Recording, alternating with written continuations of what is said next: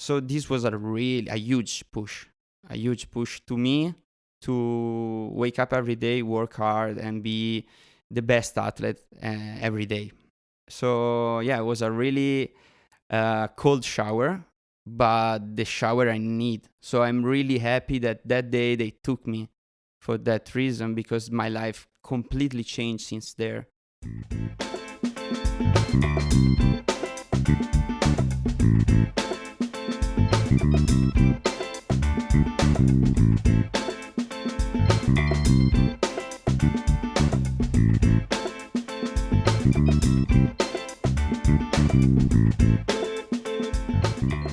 Hello and welcome back, or welcome to the Water Ski Podcast. This is Matteo your host, and the goal of this podcast is to promote water skiing through water skiers and people that revolve around the sport. I'm very stoked that I'm back into a more routine schedule of publishing, and I'm very happy with the names and the friends that have decided to sit down and talk to me about their skiing journey, about what they think about skiing. It's been a lot of fun. I'll be honest with you, I miss this a lot. And I'm glad I get to have a little bit more time off from ski school and get to do this. So today's episode is the first of another two-part interview, this time with Nicholas Benatti. Nicholas is my best friend, the person I grew up skiing with and I grew up with. We are 3 years apart, but we shared and share a passion, which is skiing. We share a location, which is where we train together. We share close ties, given that my dad and his dad have created a ski school together. And we share a lot of passions. And so what a pleasure to actually, first of all, go back to a physical interview. So we recorded this about 3 weeks ago at Nicholas's house, and great chat with a solid person and a great friend. And I feel that the context brought to a very intimate conversation. Nicholas, especially in this part one, shares a couple of the things in his journey that made him do a complete switch, whether it is in the way in which he conducts himself as an athlete or in the way in which he rethinks about what is training and what is skiing. So I am very happy to share this first part with you, and equally as happy to share part two next week. I'm going to read a couple of adverts now. Again, please look them up. These people are helping the Water Ski Podcast to continue through some of the expenses that I inevitably have to go through. So please listen up, check out the sponsors, and enjoy the episode that will ensue. This episode of the Water Ski Podcast is brought to you by Real Frequency College Consulting. If you are a collegiate-bound student or a parent of one, this is an exciting and stressful time. It's common to become overwhelmed with the admission process, college research, deadlines, essays, and picking the perfect college ski club culture, if that is something you want to do, which obviously we highly encourage, and let's face it, they're all pretty awesome. Are you and your student making the best decisions based on your strengths to increase success and mitigate risk? Real Frequency College Consulting is with you every step of the way. Real Frequency offers strengths and purpose-driven narrative for the edge you'll need to get through your hardest life path yet. Comprehensive college reports on over 6,400 institutions and extensive info for NCWSA affiliated schools. NCWSA being the National Collegiate Water Ski Association in the United States. Financial planning from a college economic specialist, and access to your very own admission essay specialist, and a bunch of other services. This process can feel like running your hardest path, but it does not have to. Let Real Frequency take on the stress of admissions so you can enjoy the course and learn so much about yourself in the process. you can go to realfrequency.com. That's REAL frequency.com, or text RFTWSP to 509-759-2317 to schedule your free consultation. Real Frequency. The stress isn't worth it, but a collegiate consultant is. So you can mention TWSP or Matteo is the man and receive 6% off, like the 6 buoys in the slalom course, for your 9 to 12 months benefits. So again, you can find the link in the show notes, or you can go to realfrequency.com. This podcast is also brought to you by the Flowpoint Method. The Flowpoint Method is the online water ski training program developed by Jenny Labaugh and Marcus Brown, one of the guests of this show. Multiple times guest. Jenny and Marcus leverage on years of experience and competency to give you a truly holistic approach to water skiing, covering technique, fitness, nutrition, and mindset. For the Northern Hemisphere members, the first week of off-season started 2 weeks ago. This means hitting the gym and working hard to prepare for a great 2022 season. And if any of you follow Marcus and Jenny on their official Instagram channel, you probably see that they are also working hard themselves to get ready for 2022. Speaking of gym, what I truly love about the program is the extensive library of instructional videos showing proper technique and execution. Now, this goes for exercises to improve your strengths, your plyometrics, or also just for mobility, which as I've been hitting the gym harder and harder, I noticed that I lack a lot of mobility, like a lot of water skiers. So a bunch of content there has been helping me, particularly with my shoulders. From amateur skier to seasoned pro, the Flowpoint Method provides structure and guidance for anyone who's truly committed to take their skiing to the next level. So you can become a member of the Flowpoint Method by going to thewaterskipodcast.com/Flowpoint Method, one word, or you can click the link in the show notes of this episode. All right. So again, I'm very happy to share the first part of my interview, my conversation with my very good friend, Nicholas Benatti. Enjoy. All right, Nicholas, welcome to the Waterski Podcast, my friend. Thank you very much, Lutz. It's a real pleasure to be here. And for me, the winter time is the Waterski Podcast. So I'm really excited to be here and part of this. It's funny how it turned out. We're at year 2, a little over year 2. And yeah, I guess it makes sense in the winter. I'm a little bit not as busy with ski school and I have a little bit more time to dedicate to the podcast. And there's less skiing in the winter, at least in this part of the world. So of course, so it's nice to have some conversations to listen to. And I have the privilege of hosting this and getting to invite friends and skiers and people I want to know more about. Now, I'm so stoked to do this with you because obviously you're among the people that I know best. And so for me, it's truly a chance to have a conversation. You know, to just talk about your origins and some of your thoughts. And of course, a lot of the questions I'll ask you, I know the answer of, which is always a little strange, but, you know, I'm excited maybe to do it will surprise you. We'll never know. You never know. That's true. But let's just go with the first usual question, which is, how'd you get into water skiing? Yeah, for sure. My dad was like the main person that got me into this, and he was going really with a motorboat, like how do you say, jet ski, yeah, in the past. And I don't know how, but he saw like a water ski on the lake and he was really curious about it, so he started his journey and to become a coach at the end. So I really started with him. I don't really remember where the first time, because in that period we changed a lot of ski schools and places. I have some memories from Roncall'Adige, which it was in Verona, close to Verona, and because I remember the symbol, the sign of the, I think a Mastercraft was on the steering wheels, like a star. So probably it was a mastercraft. So I still have this memory from there, but I didn't remember myself skiing really.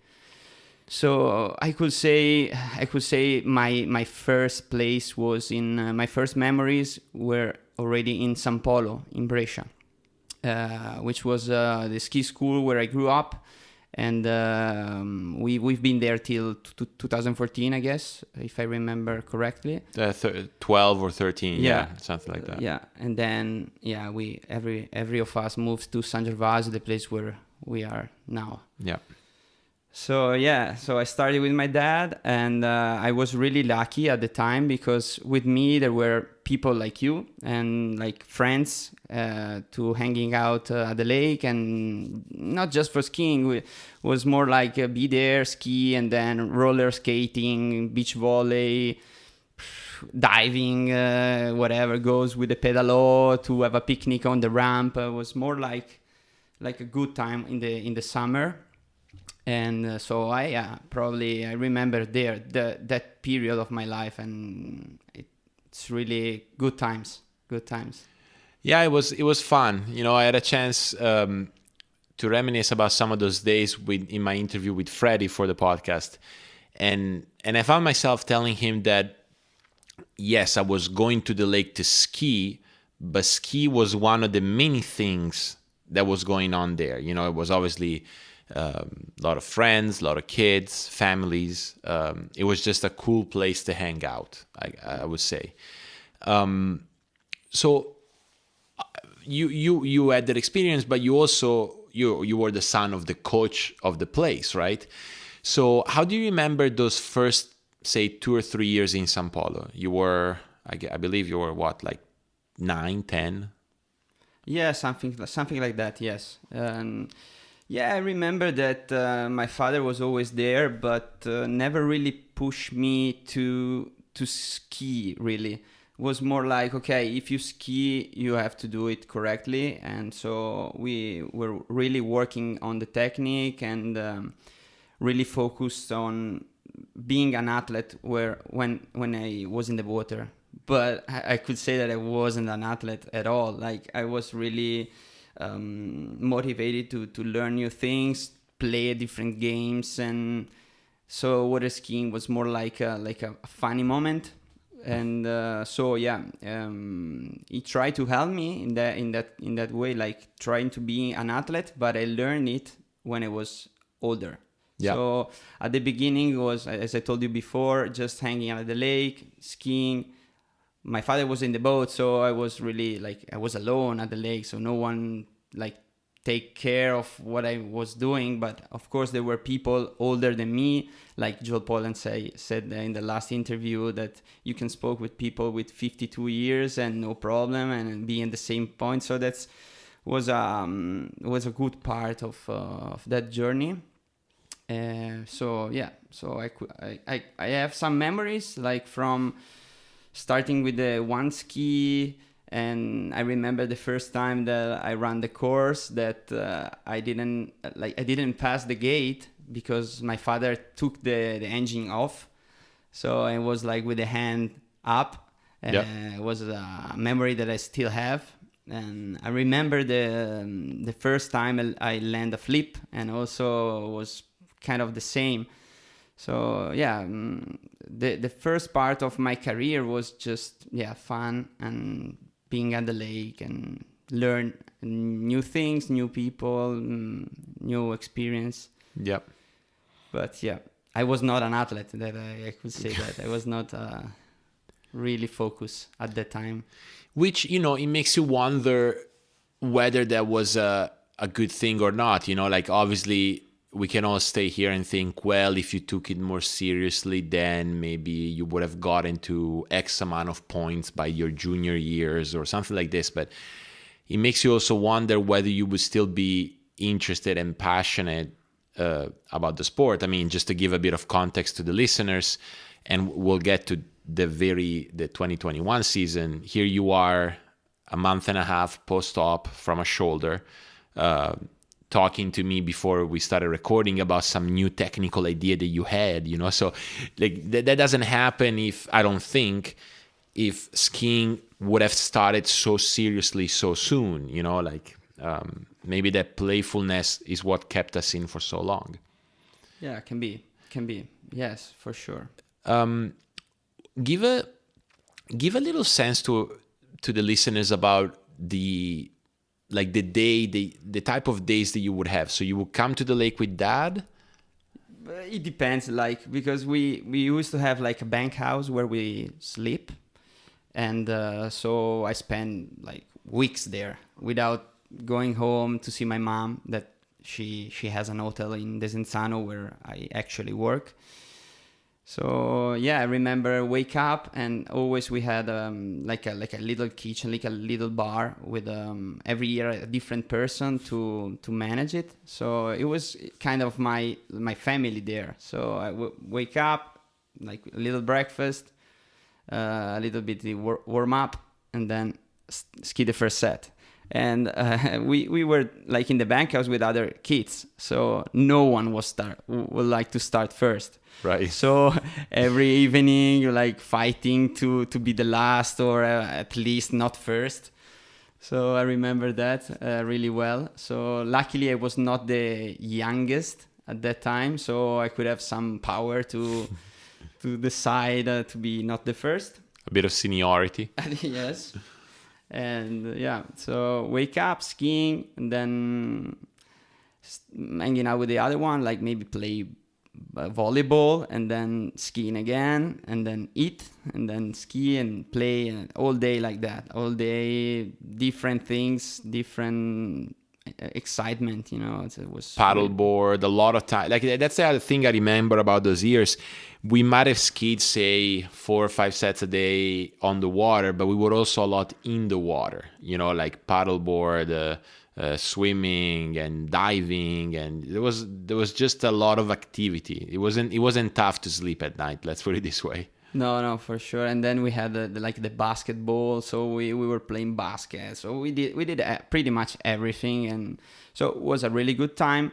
But at the same time, we were doing like a good things, like doing sport. It's always a good thing, and so I think we grew up in a really, really nice environment, and I can say thanks to my dad to bring me there, because if I'm still really interested in sport in general, it's thanks of this period, I guess. Yeah. Because at home I have in the hotel I see like the work situation were really tough and nervous, and then different type of life. And then I could see another ones at the lake in the summer. So probably this thing built myself.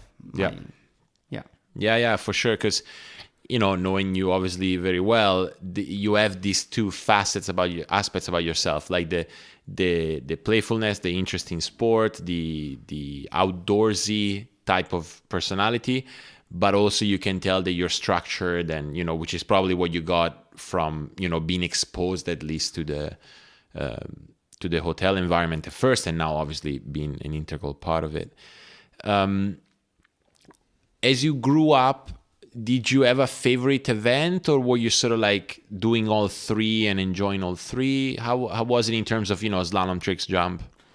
I think was when I was young, for sure, was more okay. Today I ski well in slalom, so I like slalom, and the next day, like the next set, I ski like shit in tricks, so I hate tricks. So it was more kind of this till I was like 14.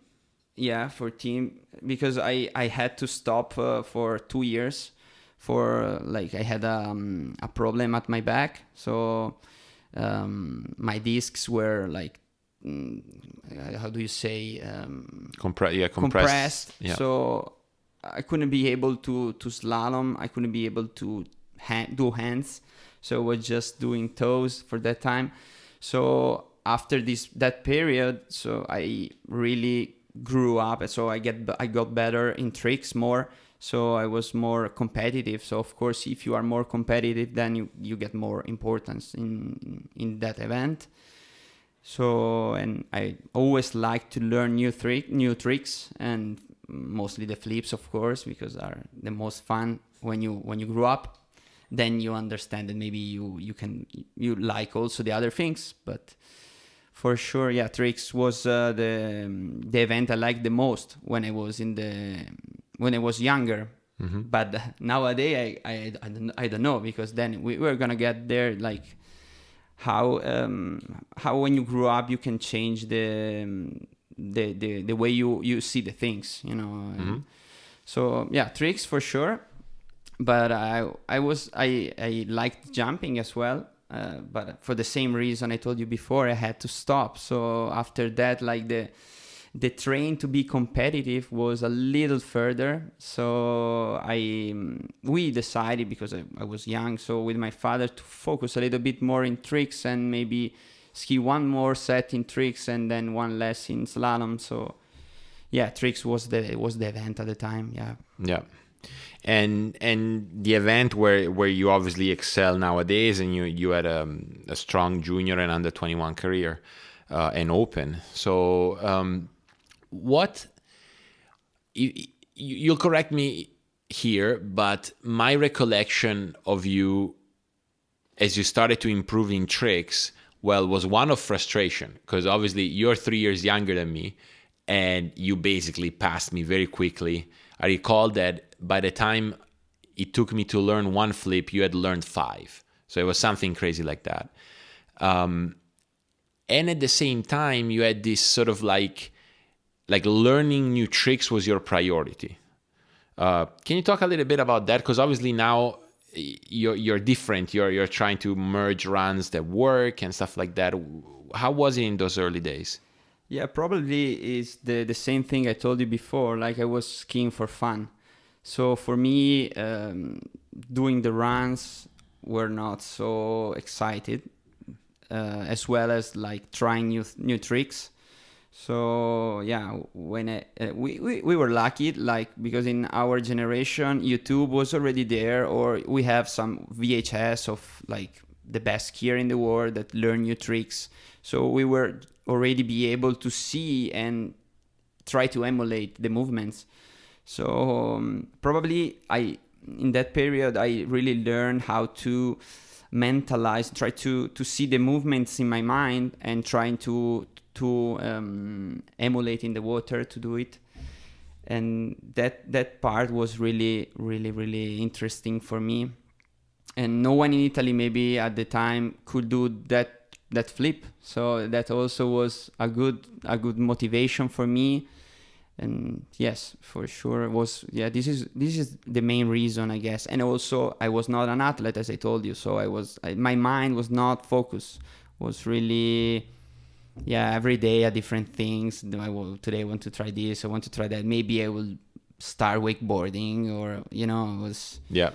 And this was until I was 17 or 18. Like, yeah, probably I passed the under 17 categories with the same mind setting, which was not the proper one to excel, but at the same time brings me where I'm right now. So it's my journey. I don't complain about it.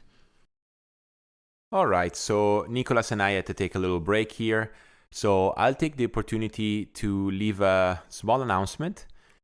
I am migrating, you could say. I am publishing all the Water Ski Podcast library on YouTube.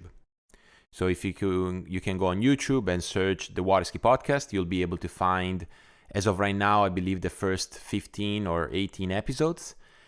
The reason why I'm doing that is obviously to spread the word on another platform, but also because I plan on releasing a video podcast in the future. I can't say exactly when, but when that time will come, it will be on YouTube. So if you wouldn't mind going on YouTube and searching for the Water Ski Podcast and subscribe to the channel, you'll be able to receive a notification about that new video podcast whenever that will become available. Sorry I can't share any more information about that now, but suffice to say that it will be published there, and obviously you can re-listen to all the library of the Water Ski Podcast as it gets published to YouTube. Sorry for the interruption. Back to the interview. All right, so you said that basically around the under 17 category, or maybe throughout the under 17 category, you still had this more like, I want to have fun, I want to learn new tricks. The motivation wasn't necessarily competitive. Do you recall maybe like an instance or an episode, something that made you switch, or was it more gradual? Because now obviously you are, in my estimation, a very committed athlete, and you have been for a while.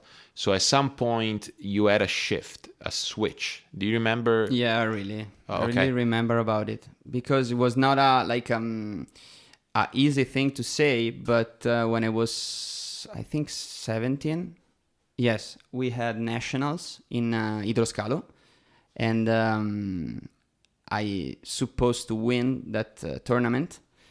But at the end, my opponent had a rewrite, so he got first and I got second. And for the anti-doping test, they took the second place. So for like a bad luck, or maybe the destiny, I don't know how to say, they test me. And in that period, I was using like some TAC. Yeah. And so they... After the test, I wait for 3 months. For 3 months, the exit of this, and at the end I was positive. So they say, okay, you have to stop skiing for I don't know how long. You have to go in Rome to have like judgment for the Italian committee, and so in that period probably I hit my head against the wall, and I was not it wasn't about myself. I was more sad for my family, because they give me everything to grow up well, to do the things I love the most. And that period where I heard people say that I was like a drug man or a toxic or something like that was really hard on me, but for what my family could think about it, because I knew that I wasn't like that. But at the same time, it opens my mind. And since there, I also met some people in my journey that learn me how to be more focused about the things. So if you do something, you do it proper. Yeah. So I could say, you remember this guy was Andrea Perini. Yeah, of course. This guy, it's older than me, so he had a job and he used to come to the lake for skiing.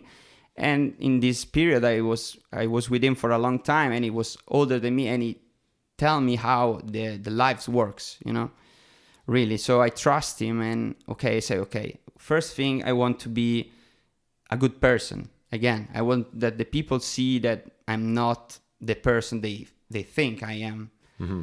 So for my family and for myself. So this was a huge push to me to wake up every day, work hard, and be the best athlete every day. So it was a really cold shower, but the shower I need. So I'm really happy that day they took me for that reason, because my life completely changed since there. Yeah. And so the year after that, I was really pushing all my effort that we have every time we have limit in our head, but at that time I really pushed that limit, ski and repetition, and the start of the season was not the best one. I remember we were working together together with my father, of course, to pass this 9,000 mark. That the federation said, okay, if you pass that, you're gonna be part of the Europeans. So that was my goal, and I remember struggling at the beginning of the season, didn't make the run, and the competition were not good because I was making too much pressure on myself. And another person that is really important in my life, which is my cousin, I remember I was in the office in Sao Paulo, and I said to him, okay, probably this one is going to be my last competition, because it was, you know, when you are frustrated that you are pushing yourself and it's not happening. Yeah. And so I said, okay, probably I don't want to ski anymore. So, you know, it was more like, okay, I open my heart and I say this hard thing. And he was just like laughing to me and say, okay, man, no problem. If it's your last one, just have fun, you know? It's the last one, so try to go there and do what you can do. Don't think about the consequences. And I remember we went to Ravenna. You were in the boat, pinning me. Yeah. And I think the first round I passed 9,000, and then the second round probably we did 9,300 or something. So yeah, the goal was reached, and few days later we had national, like absolute, so with open as well. Open national, yeah. Open national, that I never won it, because the last I took I was like second, for the reason I told you before. Yeah. And for the first time I won with 9,000. So I starting to be really consistent and really focus on what I was doing. Mm-hmm. In fact, in that year I got second at Europeans in Spain, and was the first Europeans medal. And after like 6 or 7 months of a real athlete. Yeah. So also these results like makes me more interested and more focused every day. So you got second at under 21 Europeans the season after you were caught with THC. Now, just to go back there for a second, the procedure was you were found positive for that, and you had a trial from the sports committee. And what was your sentence, like your sports sentence? 6 months, a year? What was it? No, like I risked like 1 year, mm-hmm. but I was still under 18, mm-hmm. or I don't remember now, maybe not, but I tell the truth that time. So I said, okay, yes, I did it, you know, because for that reason they how do you say, they cut half of the sanction. Uh-huh. So instead of doing 1 year, they give me 6 months, but was in August. So I started skiing the next season early, but without competition, so I could train. And so when the season started in June, I was able to ski again. So you were able to train, you just couldn't compete. Really? Yeah. Okay. Exactly. Which I can see how. And I remember, sorry, just because it's interesting. The day that I received the letter from the committee is the day I landed for the first time the flip 540.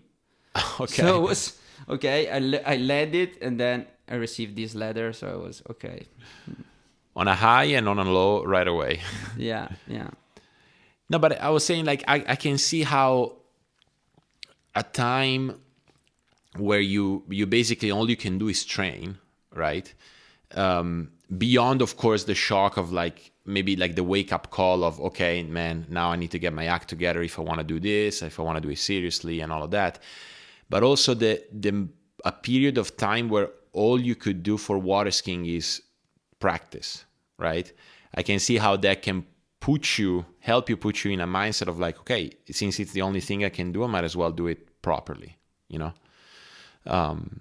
And then also that's a good yeah. And I can say also I had to decide what I have to do in my life for the first time. So I had this cold shower and then I finished the college. So I was okay, what I'm gonna do now? So I'm gonna continue studying at the university, I'm gonna working what I want to do really, no? So I said, why I don't have to push myself in water skiing? I like it. I can work at the ski school, and in the winter time I can work in the hotel. So it's so like this cold shower like really opened my mind, and I really understood that I was doing it was like a privilege. Yeah. Because all of my like schoolmates were, I don't know, in the summer at the lake, of course, but then they have like a flat life. Not flat, but they have, you know, we have a job, so you work from Monday until Friday, and then Saturday and Sunday off. So I was not ready for that. Yeah, it was too early. It was too early. There was more to say. So I decided, okay, this is the road. This is the road, and I will pursue it for 100% now. Mm-hmm. So it was like from 0 to 100% in after that. Yeah, the following season. So you finished that season, your second and under 21 Europeans, past the 9 grand mark, which you had been chasing for a bit. Do you recall like reflecting on that season? Like clearly that was the first season with some hard-earned success. Did it do anything to you? Did it prove you were doing the right thing? Like, yes, for sure. That was a really important season for me. And of course, after what happened to me the season before, because I proved to everyone that I was like another person. And I was really happy for me, but I was really happy for my father, for my mom, for my father, yeah, for sure, because he's my coach. But yeah, firstly, I was happy for them, for them. I was happy, you know, but you know, the next day you are still yourself. So it's okay. You got a medal. It's for life. It's yours forever. But at the same time, it doesn't change you really. You are always the same person. So just keep on working, you know. Just we'll see. Yeah. I like the journey and not the destination. So no, for sure. And one could argue that you really truly started your journey that year, whereas before you were sort of like, you know, stumbling across and having fun. And I mean, you were as good as anyone else. Just you were missing a little bit of the track that you decided to give to yourself. Now, before we go on, because obviously that in the following years it continued to grow, what would you say are your strengths in tricks? Like if you look back at those years and maybe even to this day, what are your core fundamentals, that the things that you know you can do well and they're a strong part of your trick scheme? For sure, the surface toe tricks, because of course I spent 2 years just doing that. Yeah. So that part, of course, gave me a push. So now I didn't have to really work on it because I was like really, really good at it. At the time, I was like maybe not at the right point with the other things, but for the surface tricks, I just working on that. So I was good on that. So I trust this. And the flips, I guess, because I always learn it in not a long way, apart of the front flip. But front flip was also a different story because I learned the front flip in the wrong way, so inside the line. And so it was really hard work to change these muscle memories and to understand it properly, as we all do now. Yeah.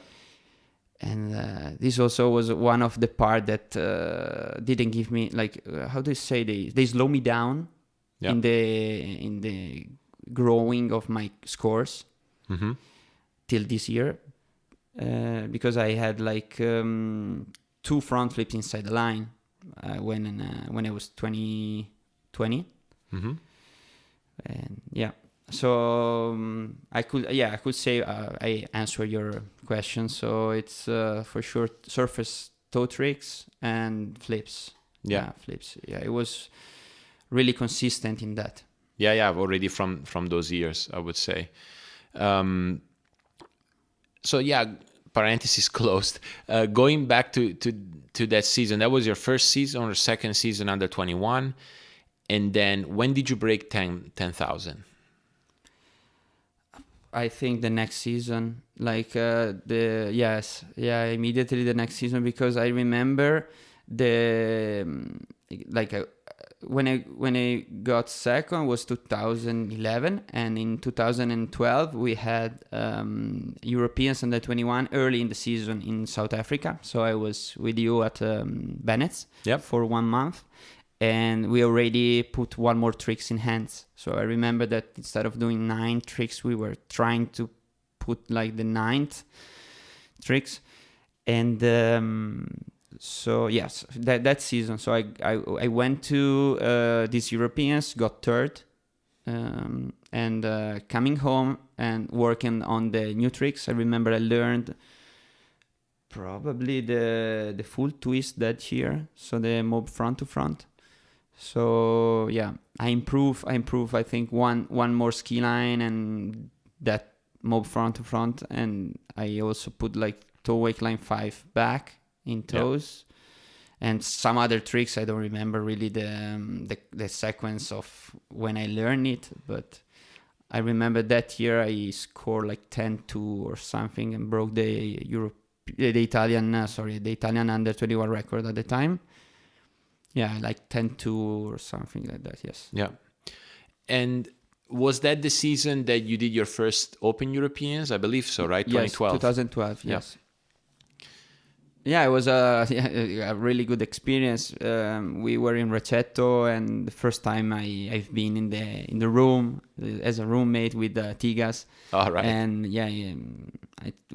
for all of Italians were like an idol and almost impossible to reach when you was growing when I was growing up, and being in the room with him, and like was a really good experience. And then with Carlo as well at the time. I don't remember who others, like the old not old but older generation was there, but it was a great success after the journey I was started. The journey was just started since 2 years, I guess, or 1.5, and I was there.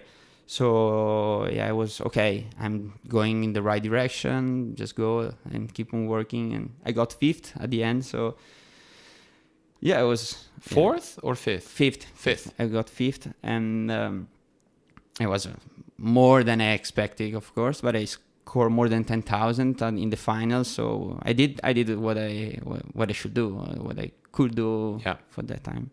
Yeah, and at the time, I mean, not that. I mean, right now, and we'll get there, the trick level nowadays is just bizarre.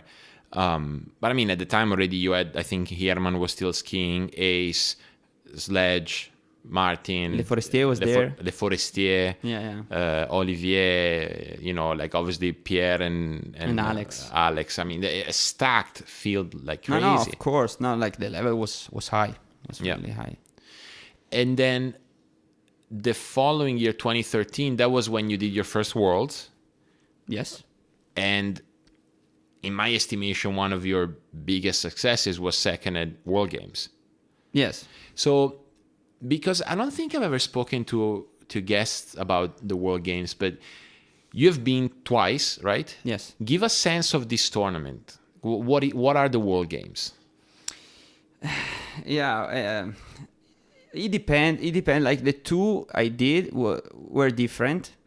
The first one, we were in Colombia, and we were alone. Like just the water ski scene was in like a resort with a golf club, and we could not see other sports. And yeah, it was just more similar as a regular competition, and I didn't feel like I was in like an Olympic Games or something like that. No, it was more like a normal competition with opening ceremony with a lot of people in the stadium. So it was really the stadium was really crowded, and people from Colombia was there just to see the people who were participating. So it was really nice. Yeah, it was really nice to be part of this. It was the first time for me to see such a lot of people But at the ski school, then there were not a lot of people to watch, and the conditions were not like proper.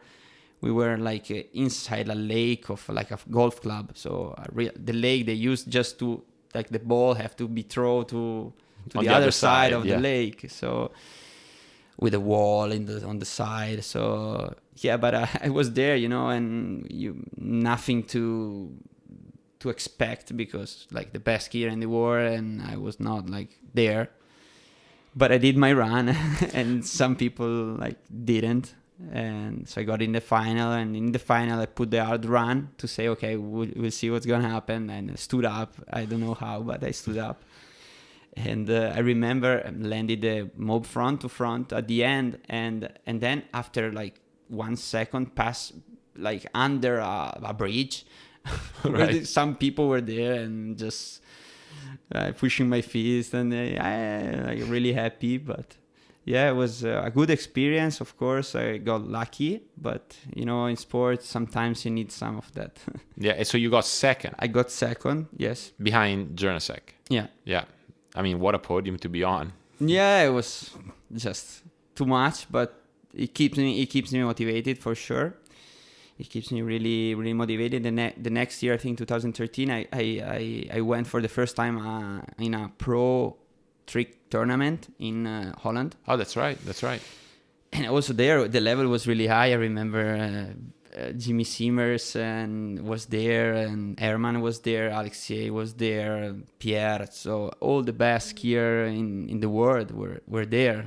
I mean, not all, but a lot of the people that I was looking up, and we've been in the same house. So I've been in the house with Ace, with Jimmy. It was a crazy experience for me. Like, I bet. Yeah, but every journey has something, like you can tell a lot of story about the tournament, because you have a lot of feelings when you are competing. I mean, for me, I remember that we try the lake. We make the how do you say, the familiarization ski set. It was impossible to ski because we were in a river, like a little river with the, like, not low wall, like the big wall. So you landed the back landings, and your face was like 50 centimeters from the wall. So it was just so dangerous with a lot of backwards. So okay, at that time I remember I think I fall twice in the first 2 runs and say, okay, what I can do here? It's just impossible. And when I was on the boat and thinking about it, just because they have to wait like for 1.5 minutes from each pass, being there to think, okay, I have four passes, so 2 is done. What I can do now to try something that I could stand. And in that time, like, the driver just take my rope with the propeller. So I had to go under the water. I was really stressed because I was still thinking about it, and this situation, the water was really cold and dark. I was like, okay, I'm gonna cry, and I don't know, I go home. what I can do here? But at the end, so I say, okay, let's go. We are gonna thinking about it later, and so yeah, it was crazy. Like, it was crazy. Everyone there could fall every time. At any moment, yeah. But my strategy was, okay, I'm not strong as them, so I'm gonna go easy. And with the easy, I passed the elimination round, the semi-final. I got to the final, and I finished 3rd, I guess. Wow. And I remember Jimmy watching at me when it was just finished and say, I think Pierre was skiing, and he said, no, congrats for your 3rd, for your first pro podium. I said, why? Because I was not watching the other ones and say, okay, Pierre just falls, so you are 3rd. Okay. I was really happy, like, excited, but in that condition, it was anybody's game. Yeah. No, it was just strategy, I guess. Yeah, well, I mean, that's part of our sport, right? Sorry to jump back for a little second to the World Games, just because I want to give the listeners some context. Because you said you were there with the best in the world. Well, obviously you had to be one of them, otherwise you wouldn't have made it. But the World Games rule, if I'm not mistaken, is that you have to be the best of your country in that event. So let's say Italy could bring at the maximum 6 skiers. Yes. At the maximum. So like the best Italian male slalomer, women slalomer, male and female trick, male and female jump. But it is a multi-sport event, right? So there are a lot of other sports, just the sports that are not at the Olympic sports, right? Yes. Which is always a little strange for us to talk about Olympics because we are in every single Olympic event except the Olympic Games, right? So Pan Am's, Mediterranean Games, Asian Games, Beach Games, but we're not at the Olympic Games. So you contrasted that experience in Colombia, where you were sort of like the skiing was sort of isolated. With the next one was in Poland, right? Poland, yes. How was that? Yeah, it was different also because of the environment. Like in Colombia, you were not safe to go out from the hotel to try to see someone else. And in Poland, we were in Wrocław, so it's it's a really nice city. So we could have also a walk, and we went to see other games of other sports. Like I don't know how to explain, but I saw like canoe. They were canoeing and trying to score a basket. So like canoe basketball, something like this? Canoe basketball, so something like that. So we were trying to follow where the Italians were and try to support them. And so that was different because you could speak and to support your national athletes, mm-hmm. and really feel that you are part of that tournament. So it's it was really nice. The conditions were still really tough, right? Really tough, but that it was a different experience, and I was also older and a little bit more expert in that case. So and how did that go, the tournament? I got 5th, I guess. I remember we were skiing with the bush, so I was lucky that in the familiarization, Gennady, another coach of mine, which is in San Gervasio, one of the coach and great athlete as well, was there for the Georgia. So he skied first, and he said the rope, I guess, was too long, was too short, I don't remember. So I cut the line immediately, I tried it. Okay. So I was lucky. So the familiarization went okay. And I took an advantage that time because, maybe your opponent you're not like really...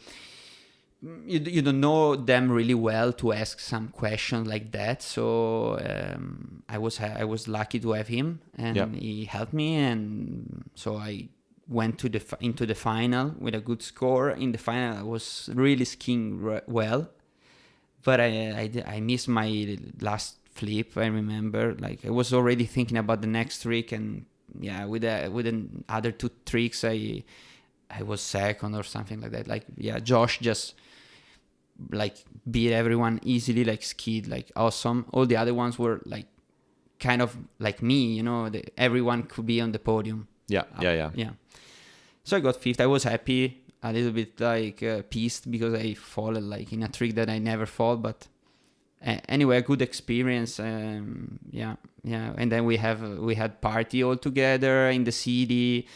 And I met people from Canada. I remember Stephen Niveau, first time I saw him, and Nick Adams also. And when you're not when you go for Worlds, there are a lot of people. It's really hard maybe to have some contacts with everyone.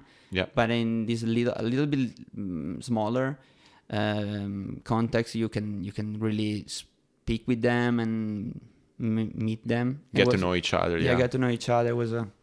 For me, it was a good experience because I really like to learn people from this sport, and also because of the Water Ski Podcast, now everyone has this chance. That's thanks to you. Oh, thank you. Yeah, that's fun. It's fun. I think it's almost like a connection back to the way we grew up, right? Like part of our skiing experience was to get to know people that were coming to ski with your dad, and having to sort of like trust them because, you know, they were the adults there. So it's always been about people, our involvement in the sport. So I can see why, you know, that experience at the World Games where you actually, because of the smaller environment, you get to know someone a little bit closer. You cherish that, of course. Now, I guess one of the things I'm interested in is you got fifth at that first Open Europeans. I'm assuming the mode was okay, good, but I have to go home and work. But you're already a 10,000 plus tricker. Can you speak to our audience about the challenges after you reach such a level to then improve, right? Because if I'm not mistaken, you tricked 9, the following year you tricked 10, but then it took you quite some time to get to 11, right? Yes, it's true. Like 10 years. So almost. What are the challenges after you reach a certain level in tricks? Like, because I'm assuming the majority of my listenership knows slalom, you know? So why is it so hard after you reach that level to just improve? Okay, as I told you before, one of the things where I had to change 2 flips that like really slow me down.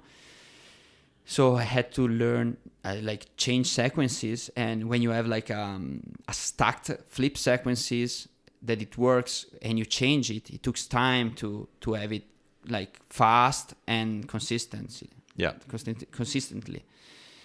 So of course that it's one of the reason, but also I understood where my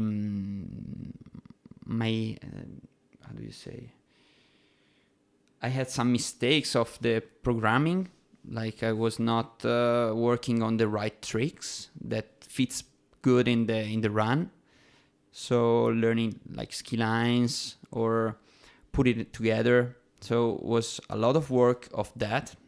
I learned ski line when you are 25, 24 is not the same that you learn when you are 17, 16. So it took more time and more repetition, being really focused and try to put it all together. Mm-hmm. Because sorry to interrupt you, that's exactly what strikes me. Like after that 2010 season where you had sort of like the cold shower as you defined it, you became more serious, but the mode of learning new tricks, you just became more serious at that and it worked. After 10, it seemed like learning new tricks wasn't enough. Like there was more like nuances, more subtle differences, like as you said, putting them together, changing a sequence from one to another, which you know how to do the tricks, but it's sort of like rebooting your system to learn to adapt to this new thing. It's a lot of things that come into play when you get to a certain level in tricks, to just improve just a little bit. Yes. You know? Also because we are in Europe, so we have to be really, really organized. Because maybe I remember seasons where I was like 100%. Okay, next tournament I can break 11,000, and then maybe I got injured because I was skiing too much, or I don't know, not a lot of trick competition in Italy nowadays, so you have just, I don't know, not enough chances to get used to the competition, because you are not competing every time at your home place where you know the rope, you know the speed, you know the wakes. So you change place, you don't have the familiarization, so you go there and you try, but of course it's not the proper way to be ready for a tournament. And so a lot of little things, I could say. And for sure this year is the year that I finally broke this 11,000 mark. And I remember thinking about the programming of the little sequences in February. So I every single day I knew what I have to do. I remember. And And also I did this since 2 or 3 years, but I was doing these things in a way where I was skiing too much. So I recognized that my body could not afford this effort. So yeah, I put all the things together. Mm-hmm. So I decided to ski more with my head instead of with my body. Yeah. So because first, yeah, I got really motivated, really organized, because I was working with my girlfriend in the gymnastics school. So I tried to follow the rules of gymnastics, which are really interesting, really maybe more organized than we do.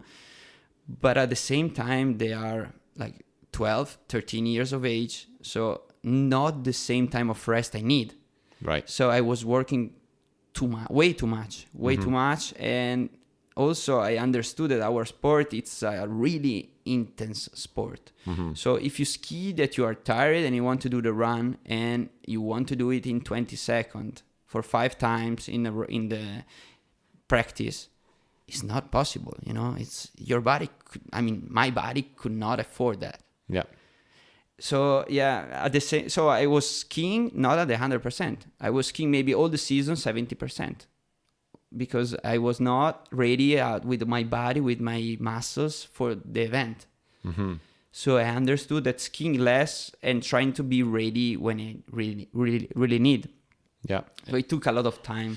And I think obviously I lived those moments with you, and 2 things struck me about that, about basically what we're talking about is this past winter. One is how early we started skiing, which compared to other years, I hear, because I was in the US, I hear it was much earlier. The structure that you had, I remember the papers in the office with every week sort of spelled out which trick, how many times, and also the periodization of the volume of training. So I recall, what was it, February, March, you were coming, you were putting your dry suit on, take a slalom set, then I think I skied 1 set, and then you would stay with your dry suit on and go straight to trick, because then obviously you have to go back to work. So there was actually quite a lot of volume there, but it was a lot of ski line 10 of them. Ski line back to back. Yeah, really. 10 of them. Yes, like a machine, Yeah, I try to like being like a computer, because I know myself and I really like to ski. So the problem is that if I don't have the numbers, I will try more than I need. Yeah. So I figured it out this, and I try, okay, I trust myself. So I did this, I will follow my rules. Yeah. Yeah. And then as the season progressed, you obviously started doing more sequences, but also skiing shorter sets. Yeah. And as you got to the first trick tournament, which was our overall tournament at home, you were skiing, up, down, home runs. And then, well, that tournament went legendary. Yeah, this is, it's also because I studied sports science. So, and the thing that I like the most in life is to get better in every field, at work, and to be more productive, to be more efficient, to learn how to be faster doing the things or better. So that's programmation was really fun for me. Like, we'll see what's gonna happen. So, and every year I'm gonna get better on that. So at the end of the season, I was say, okay, what I missed this year didn't reach my goal. What missed? And so a lot of thought, a lot of yeah, of course the people that surrounds me help me, because I think one of the 2 little things that makes me broke the record was when you came back from USA with you say, okay, all the people are going slower, so just go down with the speed, right, and short the rope. And this was a huge thing. And then my father said, okay, maybe we need a bigger ski for hands, and we bought a 43 instead of a 42 inch, which was a huge difference for me. Yeah. And so these two things with the organization and focusing got me there, like bring me at this result that we've tried to reach since 2013. Yeah, which we haven't even said. Like in that tournament, you broke the Italian national record, which was standing for 20 plus years, 23 years. But give a sense of the tournament. Like, how did it go? First round, second round? Okay. Tell the story. Okay, so I remember be there, and for the first time I put my AirPods on and I tried to listen some music. So I found my playlist. I heard that also you were talking about it with some other guests in the Waterski podcast. So, and probably also the playlist makes a huge help for the result. And I started for the first round, did a good toe round, nothing special, but I stood up. So I did the second pass. I know that I could be in the time, but you never know. And I stood up also that one. I was happy, but I was thinking, okay, maybe in hands I was a little bit too slow. But then the result came out. I was 11.90 or something like that. So I was just super happy to reach this. So that was the first time you skied over 11? First time to ski over 11. And was all my run. So yeah. we were working on that run and I could do that, nothing more. But I was sometimes trying to work in the sequences where I had, instead of like a ski line back, a ski line 5 at the end.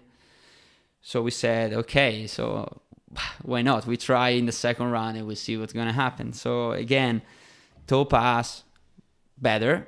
So I thought, okay, now we can try for the hand pass and see what's gonna happen, And when the positive things and your adrenaline is high but is happy, it's that push that makes you go big. Yeah. And I remember the ski line 5 was the final trick. So I probably don't remember the first 9 tricks. I would just go and think about this ski line 5. So I was there and say, okay, pull as strong as you can and go over the rope somehow and do something. And luckily, I did it. So then we were waiting for the timing, and for the result.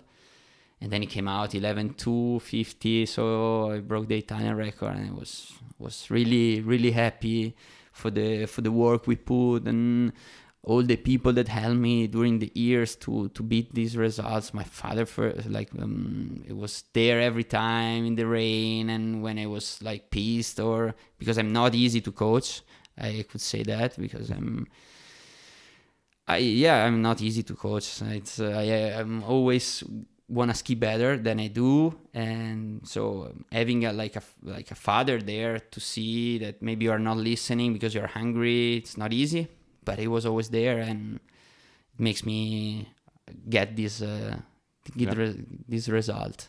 It was, and I mean the meaning of that was crazy, because the Italian record holder was Chico Buzzotta, who was obviously podium at the Worlds in tricks. Interestingly, he was the national team coach, if I'm not mistaken, the year that you got 5th at that first European. There are a lot of meaning behind this, beyond obviously the personal one of finally reaching a goal that you had for a long time. And then I think even more interestingly, just to talk about numbers, so you skied 11.250, but you had a 10.8 something around 2013, right? Yeah. Like at the time where you said you were doing flips inside the line, and then you had to relearn the whole process, a few years where the points weren't coming, and then first tournament of the season, boom, record. Yeah, but it's the thing just happened. I was not expecting anything. Probably in the past year, I was more stressed about this result. So as I told you, I was putting too much effort and didn't really going well. So it was just like that, it happened, and I was positive. I was happy to ski, and the people around me was there helping me. The condition of the lake, of course, it was my home in my ski school, so it was just perfect. The boat set perfect, the line were just proper, so everything was for that day, and so, and I'm still thinking that I can get better. So that's the thing that motivated me every day. So the next day I say, okay, now I have to do it more consistently, but I want to do it more to have a bigger run, I think it's one of the things that make us like dependent, like dependent on the skiing. The skiing. Now, something very cool happened the week after you took the national record, but I say let's take a little break, and then when we come back we'll talk about that.